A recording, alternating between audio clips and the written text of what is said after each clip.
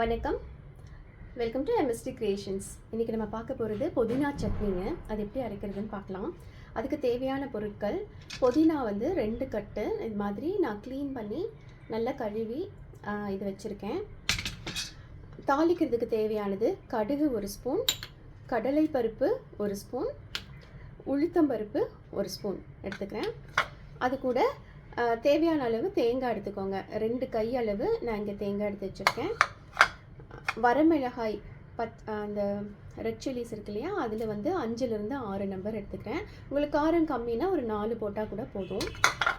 அப்புறம் புளி இந்த அளவுக்குங்க, ஒரு 2 சின்ன நெல்லிக்காய் அளவு எடுத்திருக்கேன். இதுதான் புளி. ஓகே, இப்போது பேனை வந்து நம்ம காய வச்சிடலாம்.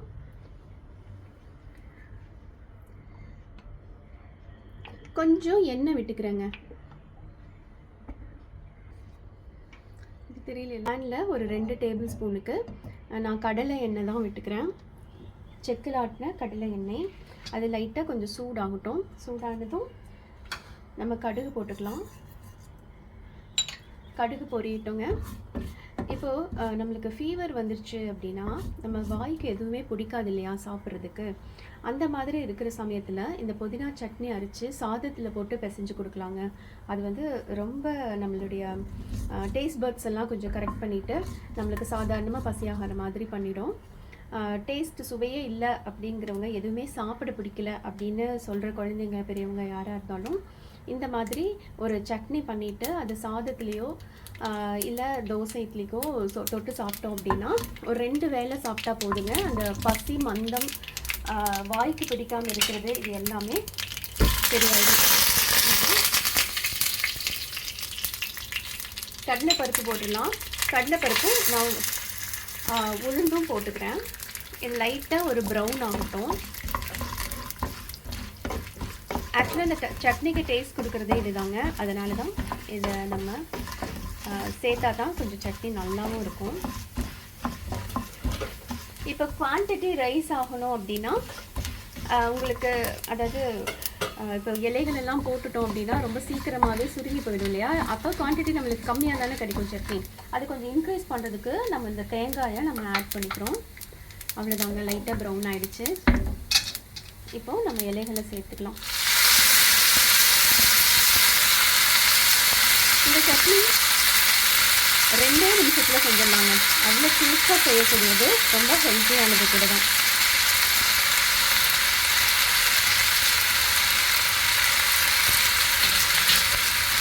கிரீன்ஸ் சேர்த்துக்க விரும்புகிறவங்க இந்த சட்னியை வாரத்தில் ஒரு 2 நாளாவது செஞ்சு சாப்பிடுங்க. இது உடம்புக்கு ரொம்ப நல்லது.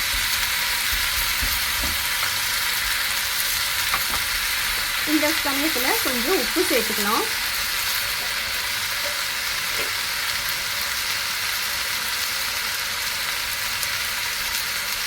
தேவையான அளவு உப்பு போட்டுக்கிறேன். இலைகள்லாம் சுருங்கி வர ஆரம்பிச்சிட்டு இந்த சமயத்தில் நம்ம வரமிளகாய் ஆட் பண்ணிக்கலாம்.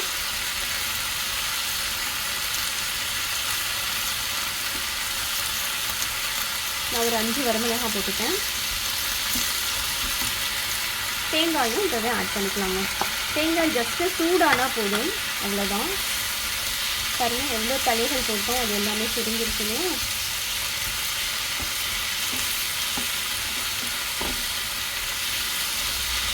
தேங்காய் ஜஸ்ட்டு சூடானா போதுங்க, அப்போ தான் கெடாமல் இருக்கும். அதுக்காக தான் இப்போ போடுறோம். இல்லை ராவாக கூட ஆட் பண்ணுறோன்னா பண்ணிக்கலாம்.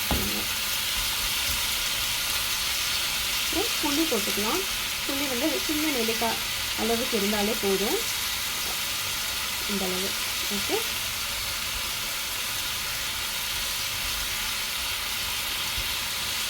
பெருங்காயத்தூள் சொல்ல மறந்துட்டேன். அந்த பெருங்காயத்தூள் கொஞ்சம் ஆட் பண்ணிக்கலாம்.